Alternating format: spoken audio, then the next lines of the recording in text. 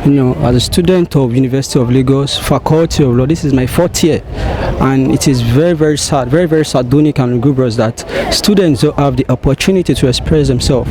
It's very sad that what we are being taught we cannot apply. Take for instance, by virtue of Section 39 of the 1999 Constitution, which guarantees freedom of expression.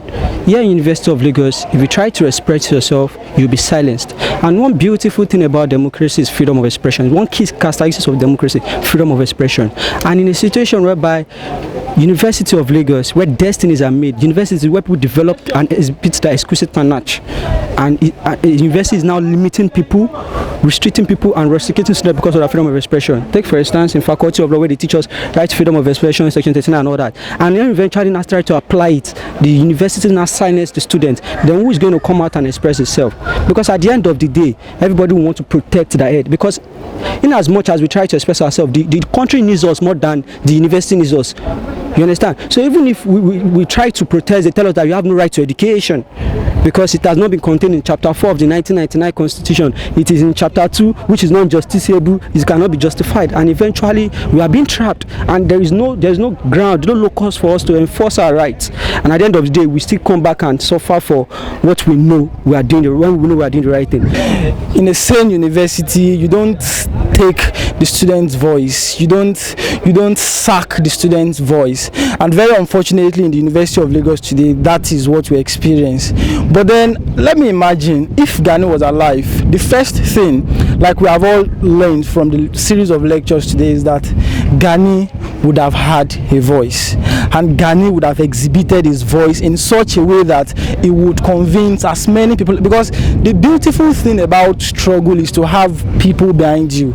So if you don't have people behind you, you are just on your own. Even if Gani was on his own, he would continue to hold on to his voice. And I believe that if Gani was alive today, first of all, Gani would condemn the present circumstances in the University of Lagos today. No student unionism. If you are contesting for elective offices in your faculty, you must. If you've gone to a school before, if you are above 20 years of age and all of that, Gani would definitely condemn all of that, and Gani would explore means to make sure that such ills are rectified in society. Sincerely, it's a very sick society. We are not in a university. The hostel election just concluded a few hours ago. You understand? Then, to my greatest surprise, a lot of offices were vacant, and even the ones that we now have reps for were unopposed.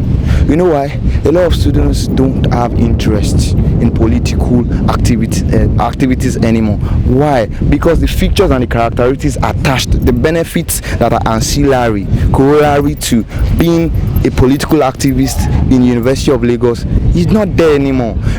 I'm a student of banking, and I was reading one of the articles written by Sanusi Lamido Sanusi. He said, whenever we're having issues in the banking system, where we should run to is the college, because that is where we can actually get problems our solution to our problem rather. But the fact is that the school the outside world should be modeled after the school. Like, we are training future leaders here, but the school authority don't want that. You understand? During the OSU protest, I could remember first day I didn't join the protest because what? I blamed OSU initially because students were not really sensitized. I was in my hostel, I was preparing for tests. I didn't know why guys were making noise.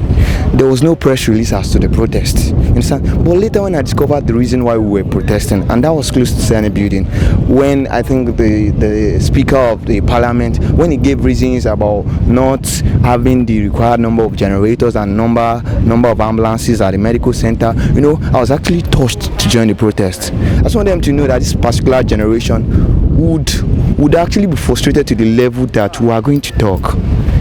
We are going to talk because even as a student representative member of my faculty, there are some things written in the constitution that we just amended that myself as the deputy senate president, I don't do those things, and those powers have been given to me by the constitution. You understand? Due to some other things, I cannot actually do those stuffs. Mr. Femi Adeye, my mentor, being intoxicated without fair hearing. I hate it.